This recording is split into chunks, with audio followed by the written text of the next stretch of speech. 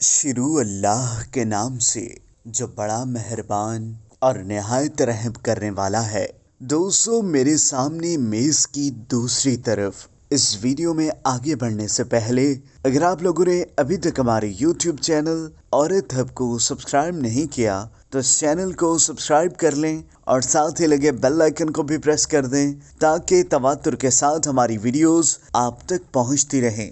دوستو، وہ میرے سامنے میز کی دوسری طرف بیٹھ کر بڑے اعتماد سے بولی، جو عورت پچھلے 5 سال سے آپ کے ساتھ ہے اور آپ کے 2 بچوں کی ماں بھی ہے، اس میں اچانک ایسی کیا برائی، کیا خرابی یا کیا کمی واقع ہو گئی ہے کہ آپ اس کی ساری محبتیں، خدمتیں اور قربانیاں بھلا کر میری طرف مائل ہو گئے؟ ایسا کچھ بھی نہیں، بات صرف اتنی سی ہے کہ مجھے تم سے محبت ہے اور آپ نے اس کو مالکیت سمجھ لیا۔ مجھے بتائے بغیر، مجھ سے پوچھے بغیر، پوچھ تو رہا ہوں، تو مان جاؤ میں اسے چھوڑ دوں گا، یعنی آپ کی خوشی کی خاطر اپنے جیسی عورت کا گھر تباہ کر دوں جو بالکل بے قصور ہے، یہ جانتی بھی نہیں ہے کہ اس کے بارے میں کیا سوچتے ہیں۔ مجھ میں تو اتنی ہمت ہے ہی نہیں۔ وہ حتمی فیصلہ سنانے لگی۔ میں بے حد پریشان ہو گیا، سمجھ میں نہیں آ رہا تھا کہ اس کو کیا کہوں۔ مجھے خاموش دیکھ کر بولی، کیا سوچنے لگ گئے سر؟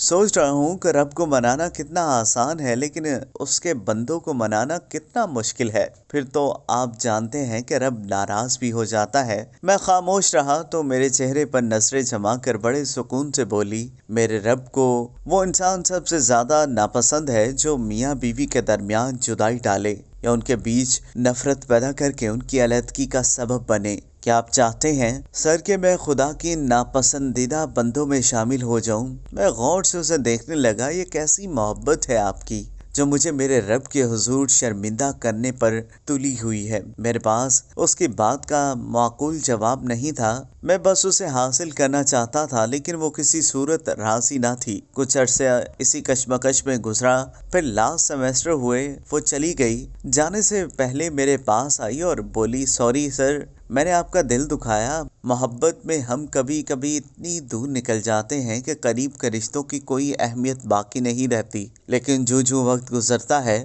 تو احساس ہوتا ہے کہ ہم غلطی پر تھے۔ آپ کے ساتھ بھی ایسا ہی ہوا ہوگا۔ میں چلی جاؤں گی تو آپ بھی نارمل ہو جائیں گے۔ اس کے جانے کے بعد کافی عرصے بے چینی میں گزرا، پھر میں نے اپنی پوسٹنگ دوسرے شہر میں کروا لی۔ ماحول بدلا، زندگی کی مصروفیات بڑھی تو آہستہ آہستہ اس کی یاد میں کمی آنے لگی۔ آخر وہ وقت بھی آ گیا کہ وہ ذہن کے پردے سے بالکل محو ہو گئی۔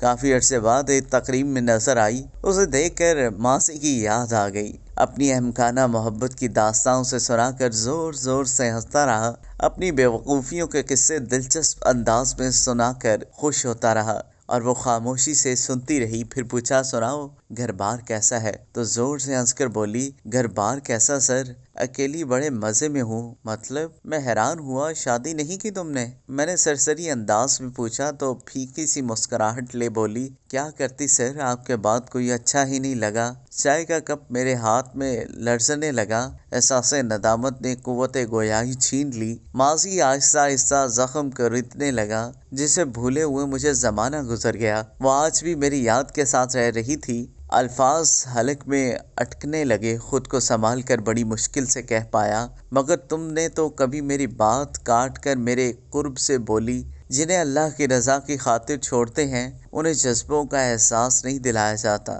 بس لاتعلقی کا گمان ہی کافی ہوتا ہے۔ چائے چھلک کر میرے کپڑے داغدار کر گئی۔